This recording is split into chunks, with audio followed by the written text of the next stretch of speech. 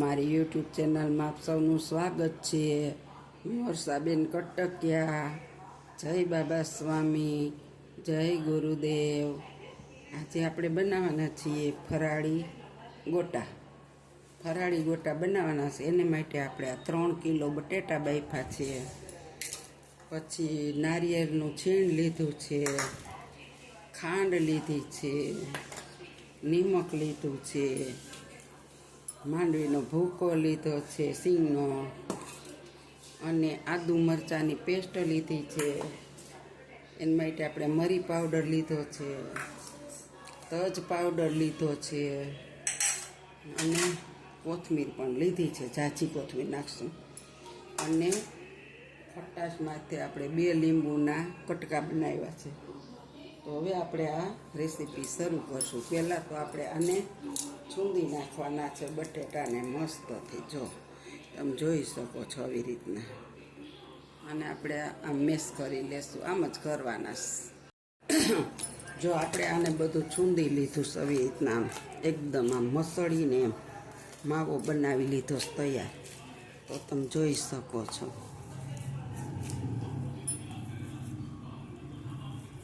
હવે આપણે આની અંદર બધો મસાલો મિક્સ કરીશું. તો આપણે પહેલાં નાખીશું માંડવીનો ભૂકો. હવે આદુ મરચાંની પેસ્ટ બધી નાખી દેશું આપણે.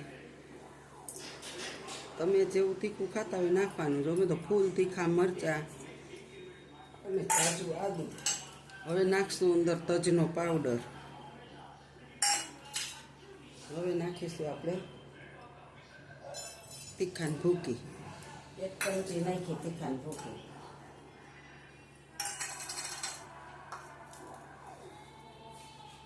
હવે નાખીશું આપણે સ્વાદ અનુસાર નિમક. પછી જોશે તો નાખીશું. હવે નાખીશું આપણે ખાંડ.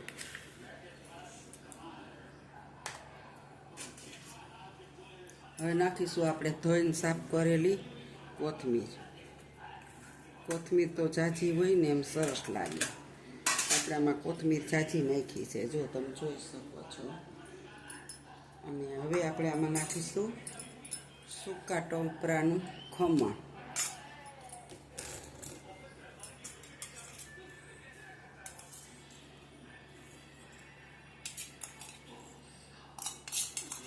પાંચ ચમચી નાખ્યું ટોચની ભરી.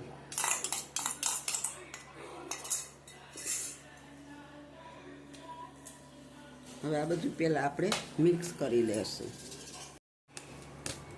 હવે આપણે આ લીંબુના બટકા છે ને એનો રસ કાઢી લેશું અને બી કાઢી નાખીશું. આપણે જો લીંબુના 2 લીંબુનો રસ કાઢ્યો અને બી એમાંથી દૂર કરી દીધા છે. તો હવે આપણે એ નાખી દઈશું અંદર. અને હવે આપણે સ્વાદ અનુસાર ખાંડ નાખીશું. 2 ચમચી નાખીશું અત્યારે આપણે. પછી ચટણી પણ ગળી હોય એકદમ એટલે. અને હવે આપણે આ બધું મિક્સ કરી દઈશું.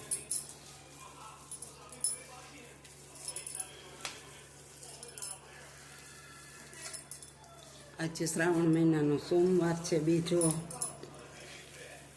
આટલા બધા જણાની વેચાતી લઈ પણ મજા ન આવે. જો આપણે ઘરે જ બનાવશું મસ્ત પેટીસ ગોટા ફરાળી. તમે પણ આવજો ફરાળ કરવા બધા.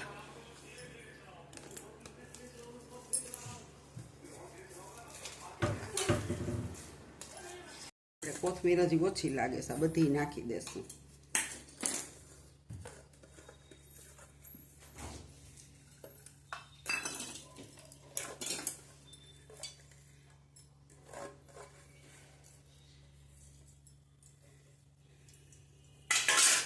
કોથમીર નાખી દીધી અને 1 લીંબુનો રસ હજી વધારે નાખવો જોશે. એટલે આપણે એટલો રસ નાખી દઈએ. બાકી બધું બરાબર છે. એટલો નાખી દઈએ. પછી હું ઓલી ચટણી તો ખાટી મીઠી હોય જ, એટલે એનો સ્વાદ આવી જ જાય. હાલો, જો 1 લીંબુ આપણે વધારે સુધારી નાખ્યું. બસ હવે નાખી.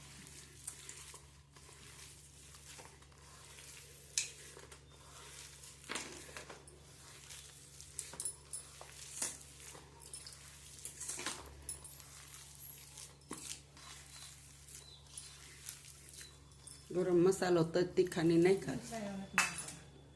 જો આપણો આ મસાલો તૈયાર થઈ ગયો છે, એકદમ રેડી. હવે કાંઈ નાખવું પડે એમ નથી, બધું કમ્પ્લીટ ટોટલી સરસ થઈ ગયું છે. અને હવે આપણે આના બોલ્સ વાળી લેશું.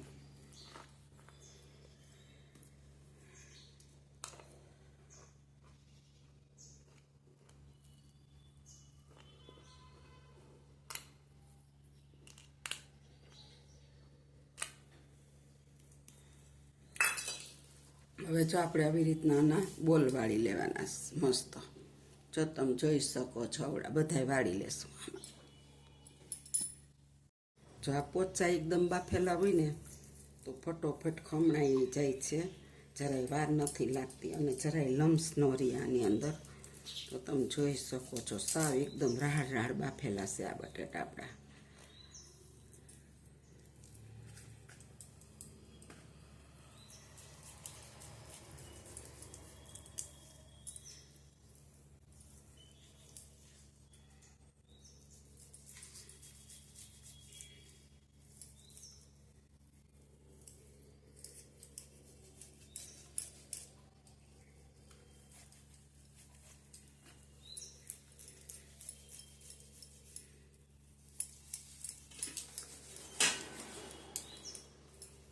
જો આવી રીતના આપણે બધા ખમણી લેશું. હવે આ 2-4 છે. માવો મસ્ત ખમણાઈ ગયો છે. હવે આપણે આની અંદર નાખીશું તપકીરનો પાવડર. આ છે તપકીર, આપણે આની અંદર થોડીક નાખીશું, તમે જોઈ શકો છો. અને આને આપણે મિક્સ કરી દેશું.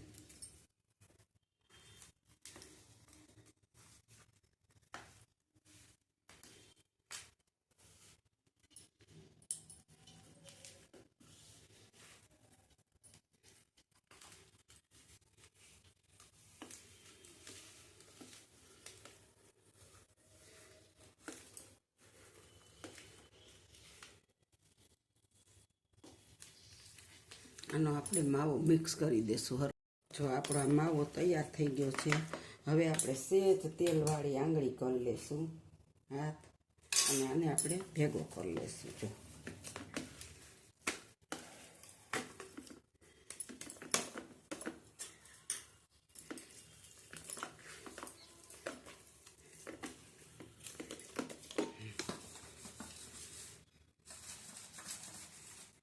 આવી રીતના આપણે આ બધો લોહીને લઈ લેશું.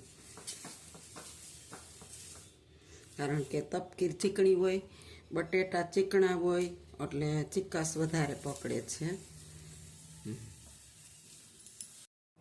હવે આપણે જો આ તેલવાળો હાથ કરીશું, એક મસ્ત લુવો લેશું. જો આવી રીતના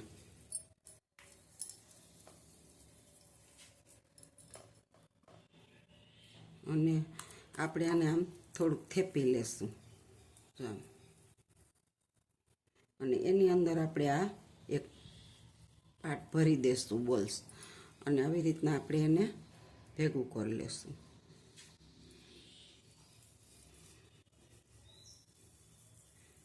જો આપણી આ પેટીસ ભરીને તૈયાર થઈ ગઈ, જો તમે જોઈ શકો છો.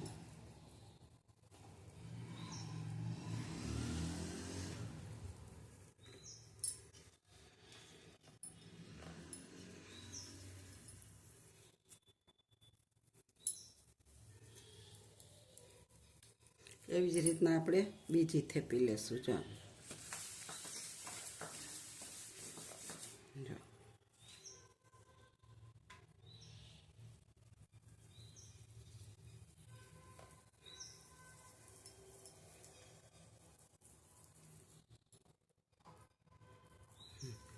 પછી આ સફેદ માવાની અંદર તમે ચીલી ફ્લેક્સ પણ નાખી શકો છો. શું કામ કે તમારે ડિઝાઇન જોવી હોય તો આની અંદર કોથમીર પણ નાખી તો લાલ લીલો દેખાવ આવે, પણ આપણે તો સાદી જ પેટીસવાળી છે.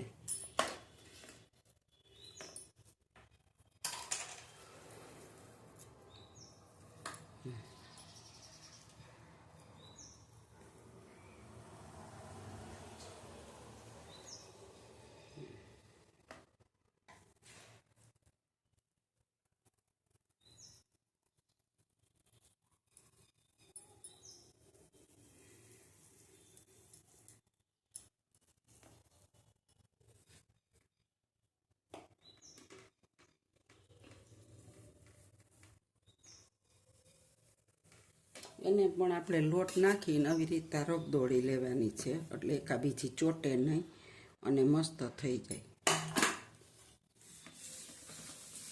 તો આપણે આવી રીતના હવે બધી વાળી લેશું. જો આપણે તેલ ગરમ થઈ ગયું છે, હવે આપણે પેટીસ તરવાના છીએ. તો તમે જોઈ શકો છો. જો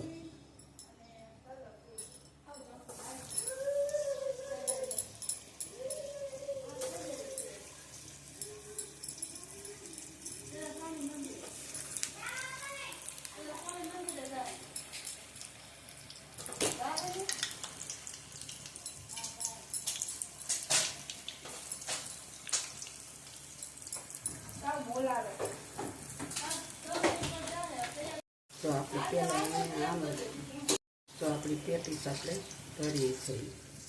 અને પેટીસ કરો ને ત્યારે મોઢું તો ખાસ આઘું જ રાખવાનું.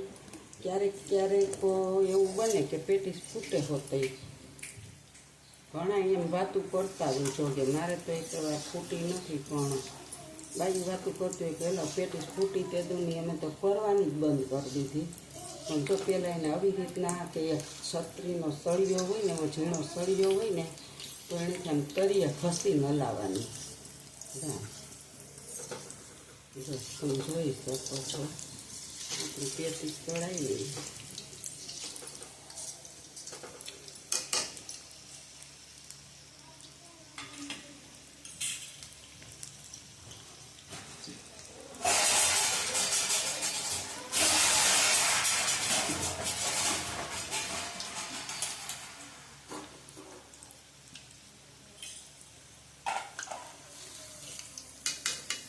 તો આપણી પેટીસ હવે થઈ ગઈ છે. તો તમે જોઈ શકો છો મસ્ત ચમકી પડીને એટલી મસ્ત બની ગઈ છે.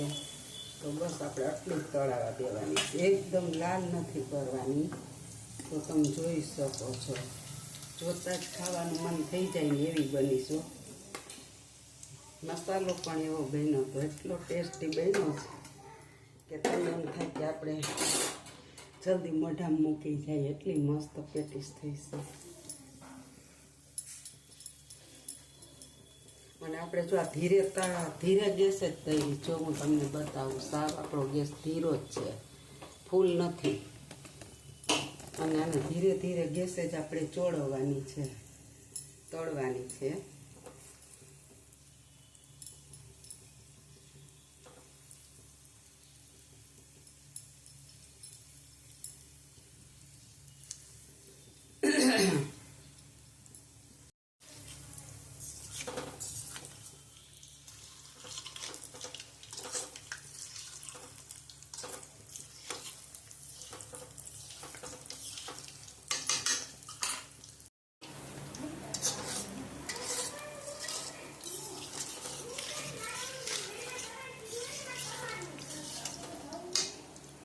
બેન્ચ પણ તરાઈ ગઈ.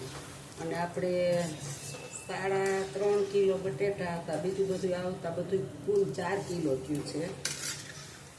બધો મસાલો નાખતા તો 4 કિલોની પેટીસ તરતા તો વાર લાગે. એટલે હું તમને જો આ થોડીક તરી અને બતાવી દઉં કે જો આવી રીતના તમે પેટીસ કરજો. કરતા હો તો કોમેન્ટમાં લખજો.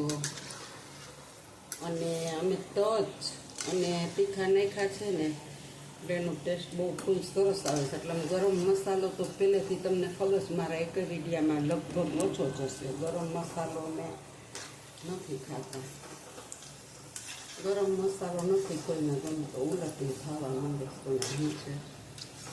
તો જો તમે પેટીસ જોઈ શકો છો. જો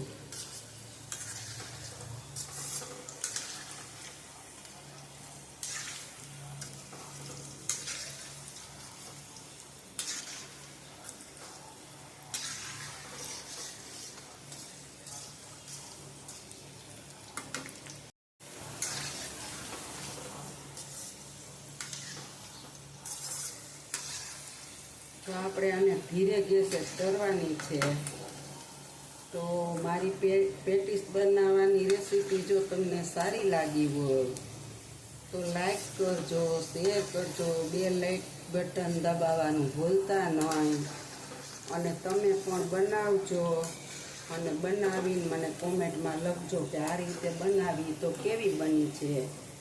અને તમે તમારી રીતે બનાવતા હો તો પણ લખજો કે અમે આવી રીતે બનાવી છે એના સરસ બની હતી એમ. તો ચોક્કસ કોમેન્ટ લખજો. એમાં જો કાંઈ ખર્ચ નથી, પૈસા નથી બેસતા. જો આપણી આ બીજી બેન્ચ પણ તળાઈ ગઈ છે.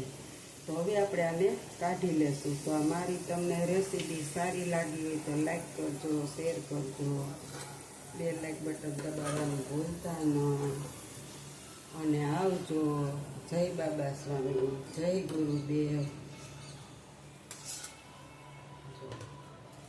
પછી આપણે પેટીસ તો બનાવી છે, પણ સાથે આજ 11 છે, ઉપવાસ છે, એટલે બપોરનું પણ ફરાળ પડ્યું હોય તો આપણે બે મરચાં તળશું એ ખાવા. તો તમે જોઈ શકો છો.